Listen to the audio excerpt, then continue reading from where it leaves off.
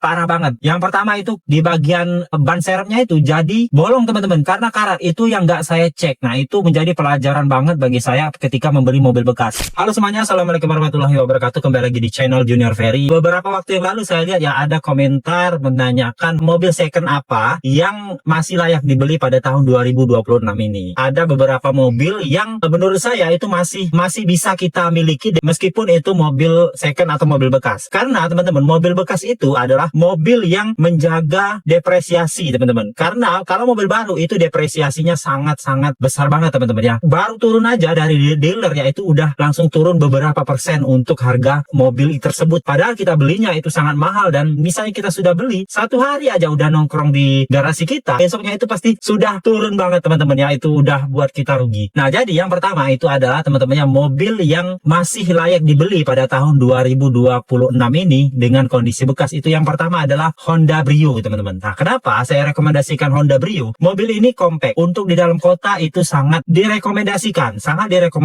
karena ini harga jualnya itu tetap stabil teman-teman ya. Meskipun dia mobilnya compact, tapi ini mobil yang memiliki harga yang stabil. Kalau misalnya teman-teman menggunakan mobil ini, itu desainnya juga masih oke lah ya. Tahun 2019 sampai 2022 itu masih layak banget kalian beli. Itu kalau menurut data ya, itu kisaran harganya di 115 sampai 155 juta rupiah. Nggak sampai di atas 150 ya. Honda Brio itu masih cukup oke kalau dimiliki, kalau dibeli dengan kondisi bekas. Tapi teman-temannya, untuk yang generasi yang pertama, pintu bagasinya itu full kaca, itu hati-hati teman-teman. Karena itu banyak yang mengalami pecah kaca tuh pada saat menutup pintunya. Karena kan dia frame-nya tuh tipis banget teman-teman ya, langsung hampir full itu kaca semua untuk pintu bagasinya. Jadi pada saat ngebanting pintu belakang, dia kadang pecah teman-teman. Jadi itu yang hati-hati. Nah, dulu saya juga pernah punya nih Honda Brio tahun 2017 tipe RS yang headlampnya itu proyektor tapi belum LED, proyektornya masih lampu halogen ya. Itu hati-hati teman-teman ya. Kalau misalnya mau cari Honda Brio bekas, kemarin juga saya ketipu nih. Saya kurang teliti untuk mengeceknya, jadi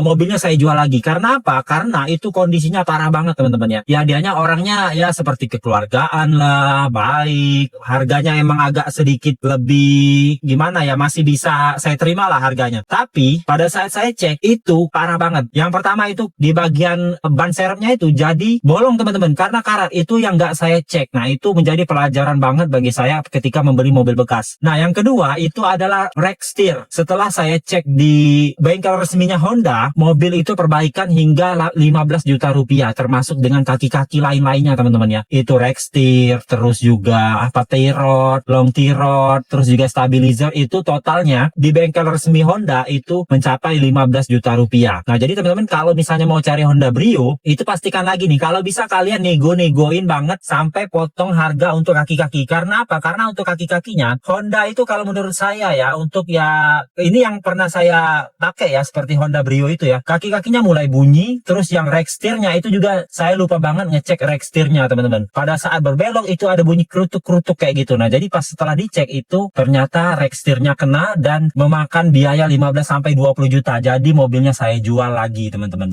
Nah, selanjutnya teman-teman nih yang kedua. Nah, mobil rekomendasi yang kedua yaitu Toyota Innova Reborn. Nah, Toyota Innova Reborn ini pasti teman-teman tahu banget ya, MPV yang banyak banget diminati ya teman-teman. Ini saya rekomendasikan yang tahun 2016 sampai tahun 2020. Harganya ya memang masih tinggi ya, 280 sampai 300 jutaan ya, itu masih. Karena apa? Memang mobil ini untuk durabilitasnya oke banget. Travel untuk di daerah Sumatera ini, di tempat kita ini banyak banget make Innova Reborn. Karena apa? Durabilitasnya, kaki-kakinya kuat, mesinnya juga bandel banget, diesel lagi. Nah, itu diesel itu yang dipilih karena torsinya juga besar, cukup besar ya. Ini yang digunakan oleh Fortuner tipe G. Itu sangat direkomendasikan meskipun harganya memang masih sangat tinggi. Itu untuk perjalanan jarak jauh oke banget Toyota Innova Reborn. Nyamannya dapet, terus durabilitasnya dapet, gengsinya juga masih dapat teman-teman. Meskipun mobil itu banyak digunakan oleh mobil travel untuk di daerah Sumatera sini. Nah, meskipun digunakan untuk travel, tapi kalau masih bawa Innova Reborn itu di sini mobil yang banyak dicari oleh orang-orang. Terlebih lagi sekarang Toyota itu masih menjual Toyota Innova Reborn teman-teman ya, meskipun Innova Zenith itu sudah ada sekarang. Jadi Toyota melihat angka penjualannya karena sangat tinggi, jadi masih tetap menjual Toyota Innova Reborn. Dan sekarang penjualannya malah bersaing dengan Toyota Innova Zenith teman-teman. Bukannya Innova Zenith yang lebih jauh, malahan mereka hampir seimbang untuk angka penjualannya. Nah, yang ketiga itu teman-teman ya, yaitu Mitsubishi Expander tahun 2018 sampai 2021. Itu harganya kalau menurut data itu 160 juta sampai 220 juta. Nah, untuk harganya itu memang masih di atas 150 juta ya, tapi teman-teman ini adalah salah satu MPV yang nyaman, masih terlihat mewah, suspensinya juga oke ya, meskipun banyak yang bilang itu suspensi dari Expander itu nggak badak-badak banget, tapi masih oke. Untuk kenyamanannya, kalau untuk keluarga dalam kota terus memiliki kenyamanan untuk antar jemput anak sekolah ataupun untuk aktivitas sehari-hari, Mitsubishi Expander itu cukup oke. Karena teman-teman ada juga saudara saya yang punya Mitsubishi Expander itu generasi pertama ya. Memang meskipun dia itu kalau saya lihat ya untuk urusan mobil dia itu nggak ngerti teman-teman, tapi itu mobilnya awet banget teman-teman ya, sampai sekarang masih tetap dia pakai. Untuk servisnya itu dia rutin, yang penting servisnya rutin, meskipun nggak ngerti mobil, nggak ngerti otomotif, tapi mobilnya masih oke. Kalau saya lihat itu seringkali dia bawa keluar kota terus nih. Kebetulan untuk jarak kita sama dia itu beda jauh teman-teman ya, sekitar 5 jam dari tempat kita. Nah, dia itu sering banget nih kesini dari kota Lahad ke kota Palembang, dia hampir selalu pakai itu mobil. Jadi dalam 1 bulan itu pasti dia adalah dia kesini 2 kali kayak gitu. Kalau saya lihat itu mobilnya udah cukup berumur ya, tapi mobilnya awet. Nah, itu orang yang nggak terlalu ngerti otomotif, nggak terlalu peduli lah gimana, tapi mobilnya masih bagus. Nah, itu kenapa saya rekomendasikan Mitsubishi Expander, karena nggak ada isu-isu yang berat-berat pada Mitsubishi Expander. Jadi mobilnya cukup awet juga ya. Yang penting adalah perawatannya. Mobil bekas yang kita rekomendasikan yaitu jelas tentunya teman-teman Toyota Avanza atau Daihatsu Xenia. Nah, itu untuk tahunnya yang direkomendasikan itu di tahun 2018 sampai 2021. Itu menurut data ya teman-teman ya. Harganya di 135 juta sampai 185 juta rupiah. Itu masih berpenggerak belakang ya. Itu yang menjadi poin penting dari Daihatsu Xenia dan juga Toyota Avanza, dimana mobil ini dulunya mobil sejuta umat ya, mungkin sekarang udah banyak ya mobil-mobil sejuta umat yang bisa kita pilih ya, seperti LCGC dan lain-lainnya. Kalau sekarang aja LCGC itu hampir 200 juta teman-teman. Nah, ini kan kita bisa memilih mobil bekas atau mobil second, dapatnya Toyota Avanza atau Daihatsu Xenia yang bukan dalam kelas mobil LCGC. Itu menjadi salah satu mobil rekomendasi, mobil berpenggerak belakang 7-seater, bandel, awet, tahu sendiri untuk Toyota Avanza dan Daihatsu Xenia itu spare partnya gampang, durabilitasnya oke, menggunakan double blower. Nah, apalagi terus ya, itulah menjadi alasan mobil ini salah satu mobil yang kita rekomendasikan jika teman-teman mau mencari mobil bekas dengan harga di bawah 200 juta. Selanjutnya ini teman-teman ya, nomor 5 yaitu Toyota Rush dan Daihatsu Terios tahun 2018 sampai 2020. Itu sudah gen 2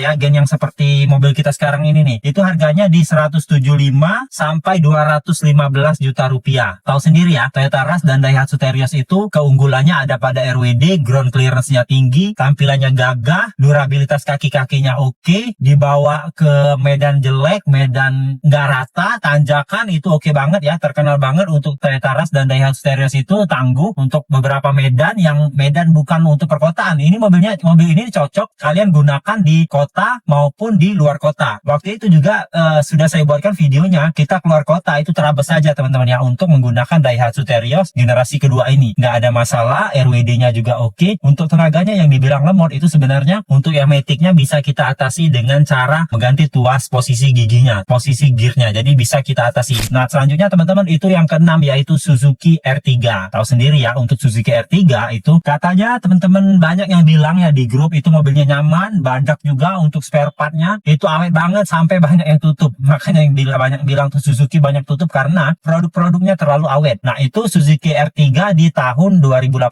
sampai 2022 harganya 180 sampai 230 juta. Memang harganya di tahun yang segitu cukup tinggi ya, masih di atas 200 jutaan. Tapi it's okay teman-teman ya, untuk mobil keluarga yang direkomendasikan untuk menampung keluarga kita di dalam kota maupun luar kota, mobil itu oke juga, MPV yang dikenal dengan kenyamanan. Nah, ini terakhir ya teman-teman ya, ini mobil rekomendasi yang terakhir nih menurut kita ya, itu yaitu Honda HR-V tahun 2017 sampai 2020. Harganya di 180 sampai 245 juta. Ini cocok banget bagi kamu yang mencari mobil bekas tapi dengan tampilan yang mewah. Tahu sendiri ya, Honda HR-V itu dari brand image itu bahwa Honda HR-V itu sedikit banyak menaikkan gengsi ya. SUV 5-seater berpenggerak depan, ini mobilnya nyaman, untuk tampilannya juga bagus, itu menjadi salah satu mobil bekas yang direkomendasikan. Meskipun sekarang kan sudah muncul lagi nih HR-V yang hybrid. Nah, tapi yang untuk generasi yang 2018 tadi itu masih oke juga teman-teman ya. Bentuknya itu kalau dulunya itu mirip dengan Ferrari Purosangue. Jadi meskipun desainnya agak lawas, tapi itu desainnya masih mirip-mirip lah ya dengan mobil Ferrari yang harganya miliaran rupiah. Gengsinya masih dapet, nyamannya masih dapet, mewahnya masih dapet. Nah, itulah teman-teman ya mobil bekas yang kita rekomendasikan, yang harganya masih di bawah 300 juta, yang terlihat masih oke, terlihat masih nggak terlalu lama-lama banget, nggak ketinggalan juga, apalagi tadi seperti yang saya sebutkan ya, seperti Honda Brio masih popularitasnya masih bagus, Toyota Innova Reborn sampai saat ini masih dijual, meskipun generasi selanjutnya itu sudah ada Innova Zenith, tapi tetap masih dijual oleh Toyota. Nah, terus ada lagi Toyota Rush, Daihatsu Terios, Avanza, itu pokoknya produk-produk Astra itu menjadi salah satu mobil bekas yang direkomendasikan karena mencari spare partnya murah, mudah, dan juga untuk durabilitasnya bagus. Oke, sekian videonya teman-teman, sampai jumpa di video berikutnya. Terima kasih, wassalamualaikum warahmatullahi wabarakatuh.